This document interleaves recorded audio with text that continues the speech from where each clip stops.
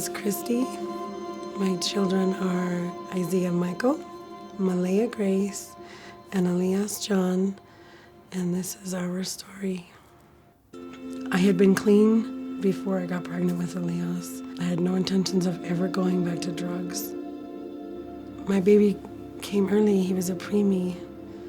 Our little guy not only had a bilateral cleft lip and palate, he had a very, very bad heart condition, pulmonary artery stenosis.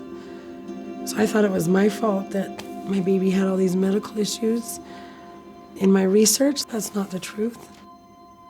While being pregnant, I found out Elias's dad, Ben, was a monster. He was abusive. I never thought he would be mean to my baby, to our baby. That's his son, that's his baby. When my baby was 6 weeks old, Ben broke his arm. My 6-week-old baby, he broke his arm.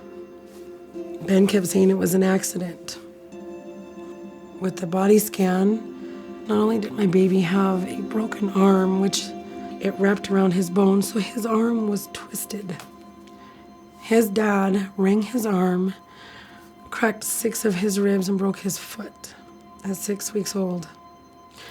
It was not an accident. He squeezed my baby till his ribs cracked. And that's what they saw in the morning time when the pediatric radiologist came in and read the x-rays. She could see where it was healing. So he'd been hurt prior.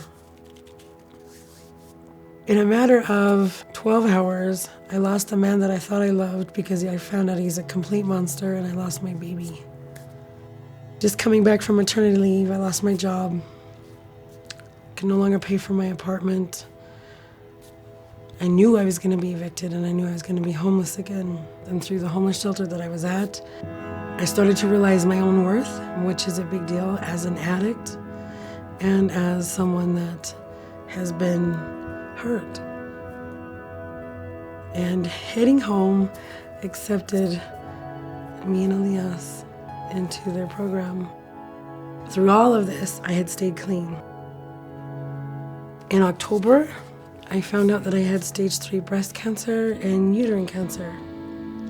That if I didn't do chemo, I had 5 months, maybe, to be able to hold my baby, to be able to eat food. I would not do chemo until after the first of the year. And for Christmas, we got our first apartment. Heading home, furnished my apartment. My baby had a wonderful Christmas. We made it all the way through the holidays. I went through 8.5 weeks of chemo and radiation 3 times a week. I lost 82 pounds. I've lost all my hair. Sometimes I think I've lost all my dignity. In the end of July of this year, I had gone back to the cancer doctor, and I am cancer-free. Not remission, not a lump here or it could be moved. There's no cancer in my body. I'm cancer-free. I am still not able to work. I want to. I have asked repeatedly to go back. Elias's heart condition, he cannot get sick, which means no daycare. So we live on a disability check, which I'm very grateful for, but it's not sustaining. It's really not. I want to be able to transition easily back into the workforce. So I have enrolled in school. Without heading home, the much needed support, I would be dead, and I'm not sure where my baby would be. I was devastated after everything that has gone on, between going through a huge addiction issue to dating a monster, to rediscovering myself. I came home one day before I had started chemo, and I'm looking around. This is the first real, stable anything, and it's beautiful, that was ours. I kept thinking, I deserve to see him turn 30, go to college, get married, don't get married, whatever it is he wants to do. not only with him, but with my 4-year-old, my 21-year-old.